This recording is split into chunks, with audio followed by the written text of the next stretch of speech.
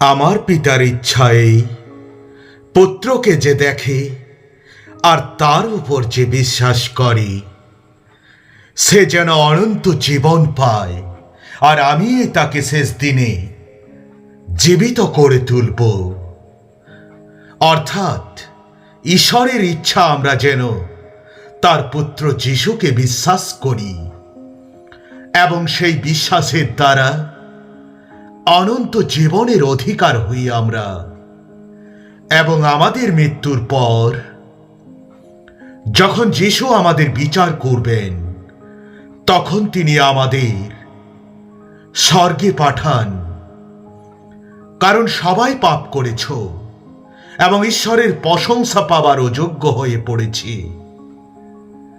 সব মানুষ পাপ করেছে এবং সেই পাপের জন্যই সবাই ঈশ্বরের কাছ থেকে দূরে সরে গেছে, যে কারণে তাদের জন্য স্বর্গের পথ বন্ধ হয়েছিল।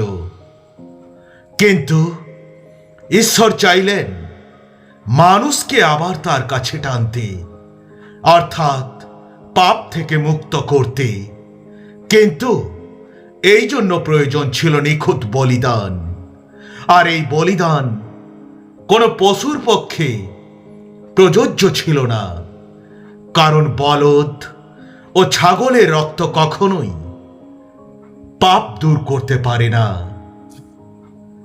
যে কারণে ঈশ্বর তার নির্দোষ ও নিখুঁত একমাত্র পুত্রকে জগতে পাঠিয়েছিলেন।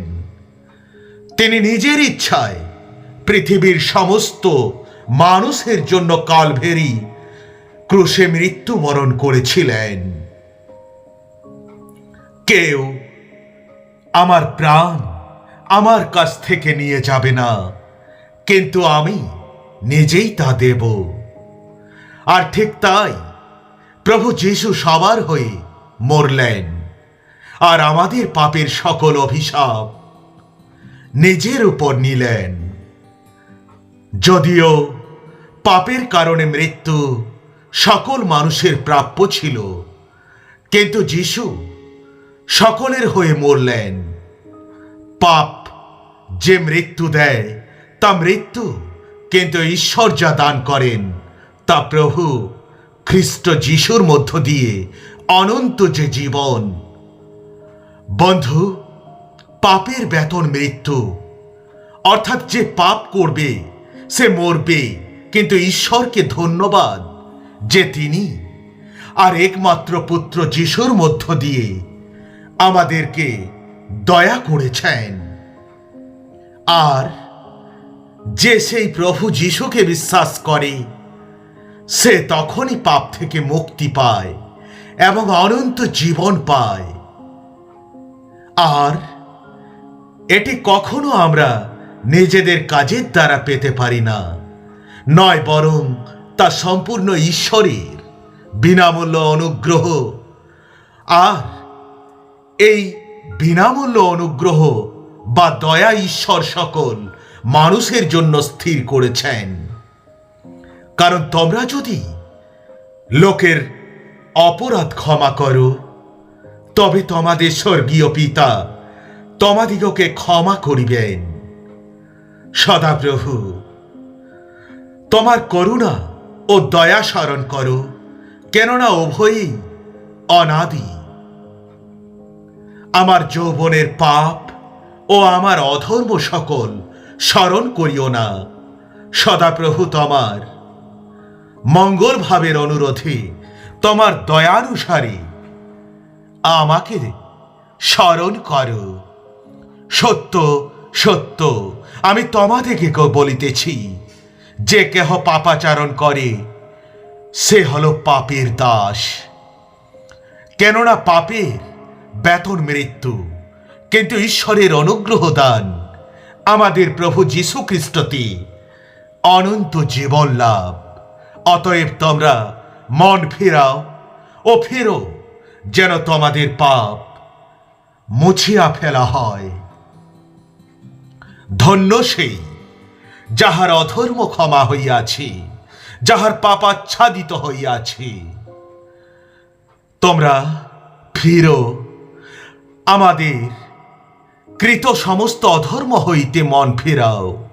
তোমরা আপনাদিগকে ধৌত করো, বিশুদ্ধ করো আমার নয়ন গোচর হইতে। তোমাদের ক্রিয়ার দুষ্টতা দূর করো, কদাচরণ ত্যাগ করো তোমরা। যদি কেহ সদাপ্রভুর আজ্ঞা নিষিদ্ধ কর্ম করিয়া পাপ করে, তবে সে তাহা জানিলেও দোষী, সে আপন অপরাধ বহন করিবে। আমি তোমার কাছে আমার পাপ স্বীকার করিলাম, আমার অপরাধ আর গোপন করিলাম না। আমি কহিলাম, আমি সদাপ্রভুর কাছে নিজ অধর্ম স্বীকার করিব। তাহাতে তুমি আমার পাপের অপরাধ মোচন করিলে।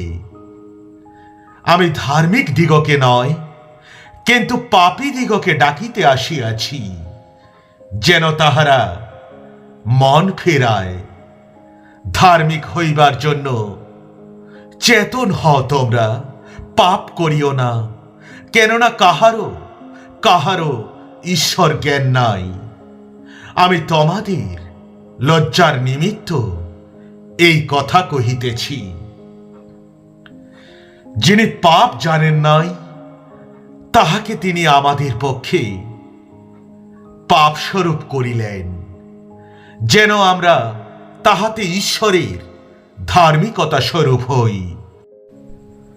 আমি তাহাদের অপরাধ সকল ক্ষমা করিব এবং তাহাদের পাপ সকল আর কখনো স্মরণে আমি আনিব না। যে আজ্ঞা পালন করে সে আপন প্রাণ রক্ষা করে, যে তাহার আপন পথ উপেক্ষা করে সে বিনষ্ট হইবে। আমি তোমাদিগকে বলিতেছি, মনুষ্যদের সকল পাপ ও নিন্দার ক্ষমা হইবে। তোমরা যদি লোকদিগকে ক্ষমা না করো, তবে তোমাদের পিতা তোমাদেরও অপরাধ ক্ষমা করিবেন না। আমি আমার সেই মহৎ নাম পবিত্র করিব, যাহা জাতিগণের মধ্যে অপবিত্রকৃতি হইয়াছে। যাহা তোমরা তোমাদের মধ্যে অপবিত্র করিয়াছ, আর জাতিগণ জানিবে যে আমি সদাপ্রভু, যখন আমি তাদের সাক্ষাতে তোমাদের মধ্যে পবিত্র বলিয়া মান্য হইব। ইহা প্রভু সদাপ্রভু বলেন। God bless you.